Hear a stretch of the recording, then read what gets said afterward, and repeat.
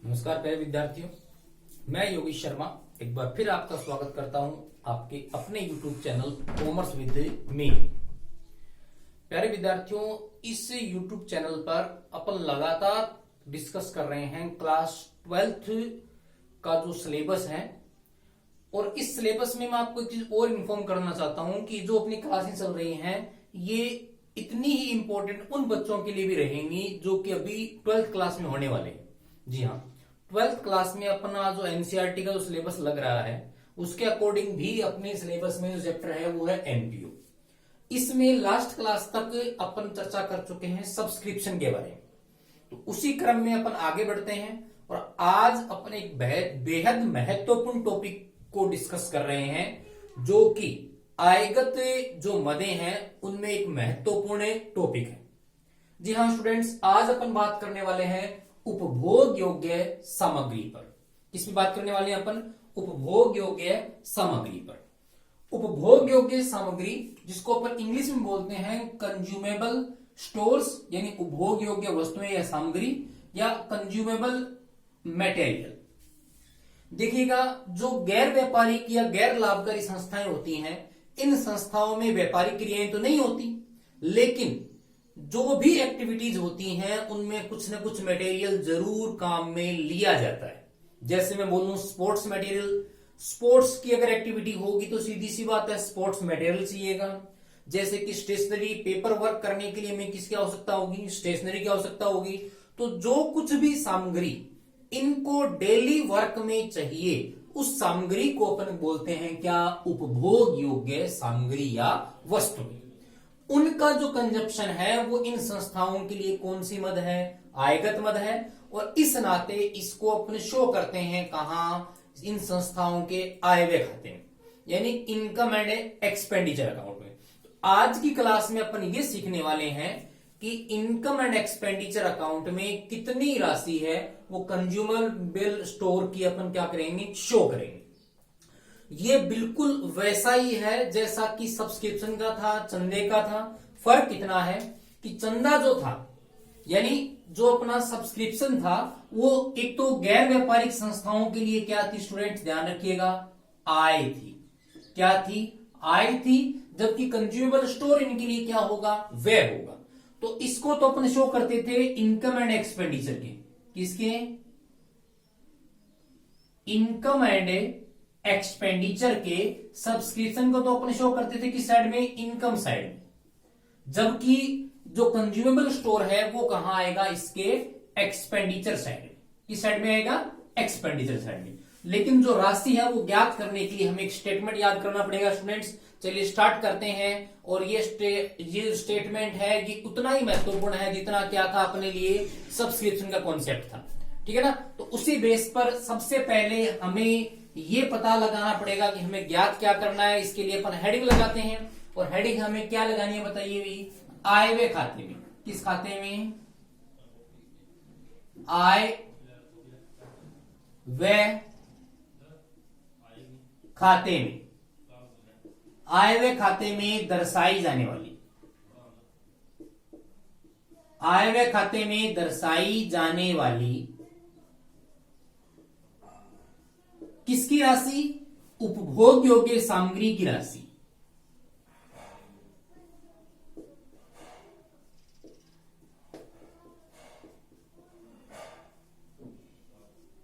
सामग्री की राशि।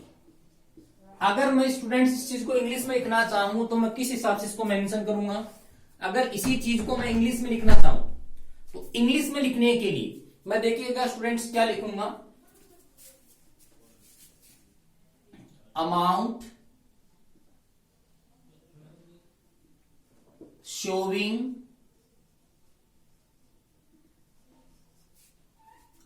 showing in income and expenditure account.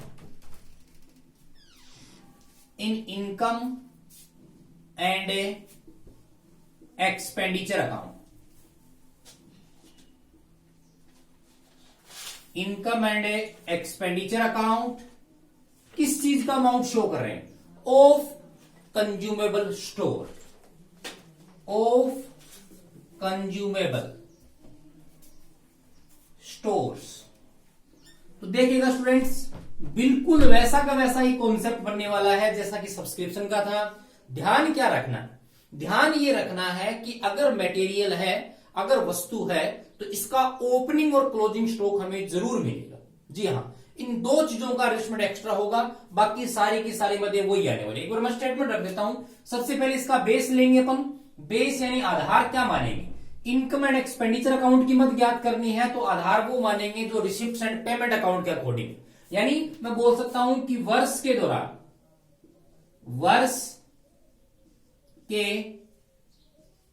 दौरान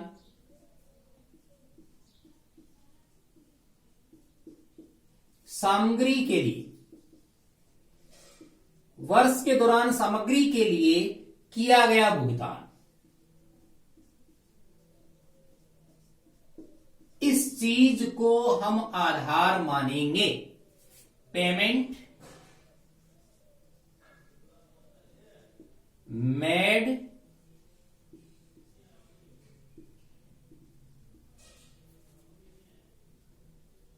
ड्यूरिंग द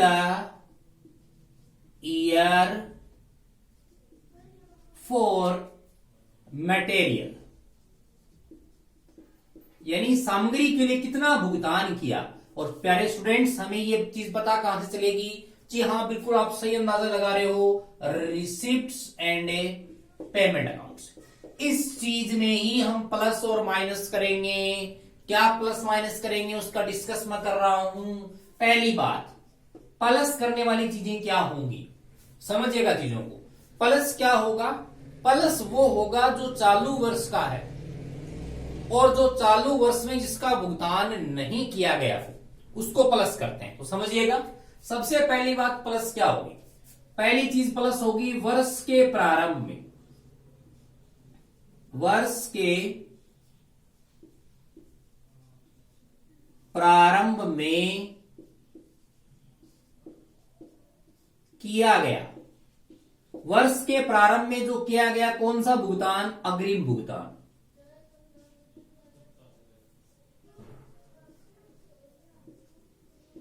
यानी मैं बोल सकता हूं साल के स्टार्टिंग का कौन सा? एडवांस। यानी एडवांस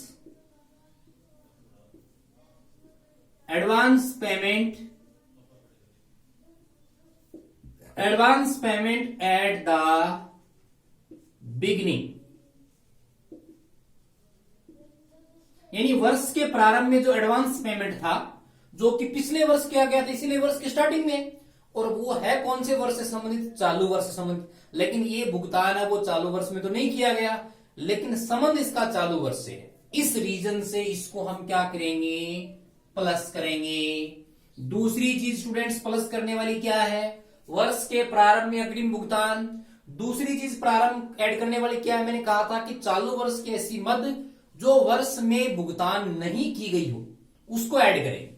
दूसरी चीज वर्ष के अंत में, जी हां, वर्ष के अंत में कौन से वर्ष का बकाया भुगतान? चालू वर्ष का,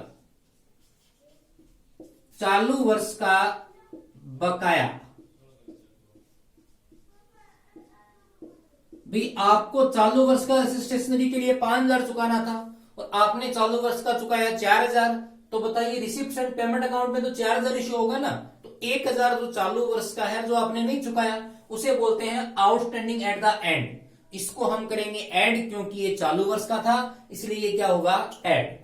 यानी मैं इसको बोल सकता हूं आउटस्टैंडिंग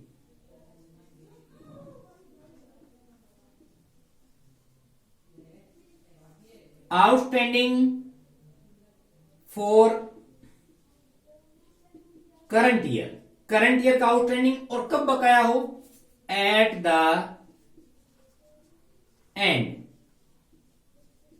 एंड ऑफ ईयर। चालू वर्ष के अंत में चालू वर्ष का ही बकाया हो तो उसे भी क्या करेंगे? ऐड करेंगे। मैं यहां लेनदारों की बात कर रहा हूं स्टूडेंट्स, मैं यहां अग्रिम भुगतान की बात कर रहा हूं सामग्री के लिए, जैसे स्टेशनरी खरीदी, जैसे खेल सामग्री खरीदी। और तीसरी चीज में ऐड करने वाली चीजें क्या होगी? ध्यान रखिएगा, जो हमारे लिए नहीं है। ये दोनों चीजें तो सब्सक्रिप्शन में भी थी, तो क्या नहीं था, वो था ओपनिंग और क्लोजिंग स्टॉक। देखिएगा, मटेरियल का जब कंजप्शन अपन निकालते हैं, चाहे वो चैप्टर नंबर 11 में निकालें अपन, चैप्टर नंबर 11 कौन किसकी बात कर रहा हूं मुझे बताओ, रेशियो एनालिसिस की बात कर रहा हूं। वहां पर अपन मटेरियल का जो कंजप्शन निकालते हैं कॉस्ट ऑफ गुड सोल्ड में या cost of revenue from operation में, तो हम यहां यूज करते हैं opening stock plus net purchase और लेस करते हैं क्लोजिंग स्टॉक। तो ठीक वही कॉन्सेप्ट यहां लगेगा कि पहले हम मटेरियल का ओपनिंग स्टॉक कंजप्शन करेंगे, इसलिए अगर ओपनिंग स्टॉक हो मटेरियल का तो उसे भी ऐड करेंगे, यानी सामग्री का क्या ऐड करेंगे, सामग्री का प्रारंभिक शेष, प्रारंभिक शेष यानी ओपनिंग स्टॉक ऑफ मटेरियल अगर हो तो उसे अपन ऐड करेंगे। स्टूडेंट्स, ये तीन चीजें ऐड होंगी। क्या क्या चीजें ऐड होंगी मेरे साथ एक बार रिपीट कीजिएगा। ओपनिंग एडवांस, वर्ष के प्रारंभ में सामग्री के लिए जो एडवांस पेमेंट किया था उसको प्लस करेंगे। वर्ष के अंत में अगर सामग्री का कुछ बकाया हो वर्ष के अंत में, और संबंध किस साल से होना चाहिए, चालू वर्ष से, उसे भी ऐड करेंगे। और एक संबंधित सामग्री का ओपनिंग स्टॉक भी क्या करेंगे, प्लस करेंगे। अब माइनस करेंगे इन तीनों का जस्ट उल्टा। समझिएगा, मैं शॉर्ट में लिख रहा हूं माइनस करने वाली चीजें। पहली चीज, वर्ष के प्रारंभ में अग्रिम भुगतान आपने क्या किया था, प्लस किया था। वर्ष के अंत का अग्रिम भुगतान क्या कर देंगे, लेस कर देंगे। तो मैं यहां लिख सकता हूं क्या, वर्ष के अंत का, वर्ष के अंत का कौन सा भुगतान, अग्रिम भुगतान। अगर चालू वर्ष के एंड में हमने कुछ एडवांस पेमेंट किया है तो सीधी सी बात है उसका संबंध नेक्स्ट ईयर से होगा, इसलिए उसको लेस करते हैं। दूसरा लेस क्या करेंगे, वर्ष के अंत में चालू वर्ष का बकाया था उसको आपने क्या किया था, प्लस किया था। अगर साल के शुरू में कुछ बकाया हो तो उसे क्या करेंगे, लेस करेंगे। तो दूसरा लेस होगा क्या, वर्ष के प्रारंभ में, वर्ष के प्रारंभ में बकाया भुगतान यानी आउटस्टैंडिंग एट द बिगिनिंग, वर्ष के प्रारंभ में बकाया भुगतान।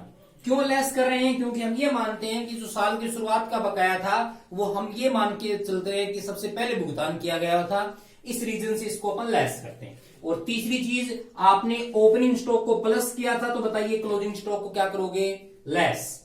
तो तीसरा, सामग्री का कौन सा शेष, अंतिम शेष। सामग्री का कौन सा शेष, अंतिम शेष। इसको क्या कर देंगे प्यारे विद्यार्थियों, माइनस कर देंगे। तो हमारे पास फाइनली जो आंसर निकल के आएगा वो आंसर कौन सा आएगा, आय व्यय खाते में दर्शाई जाने वाली सामग्री की राशि। तो एक बार मेरे साथ फिर रिपीट कीजिए, क्या क्या चीजें आएंगी। बेस मानेंगे चालू वर्ष में सामग्री के लिए किए गए भुगतान को, जो हमें कहां से पता चलेगी, रिसिप्ट्स एंड पेमेंट अकाउंट से। प्लस क्या करेंगे, वर्ष के प्रारंभ में advance, advance at the beginning, और प्लस क्या करेंगे, आउटस्टैंडिंग एट द एंड, और प्लस क्या करेंगे, ओपनिंग स्टॉक। लेस क्या करेंगे, लेस भी तीन चीजें लेस करेंगे। नंबर एक, वर्ष के प्रारंभ में जो बकाया भुगतान था, आउटस्टैंडिंग एट द बिगिनिंग। दूसरा, वर्ष के अंत में एडवांस एट द एंड। और तीसरा, क्लोजिंग स्टॉक। तो इस आधार पे अपन ये निकाल लेंगे कि कंज्यूमेबल स्टोर की कितनी राशि है, वो इनकम एंड एक्सपेंडिचर अकाउंट में शो होगी। नेक्स्ट क्लास में स्टूडेंट्स अपन इसके देखेंगे क्या, क्वेश्चंस। Thank you.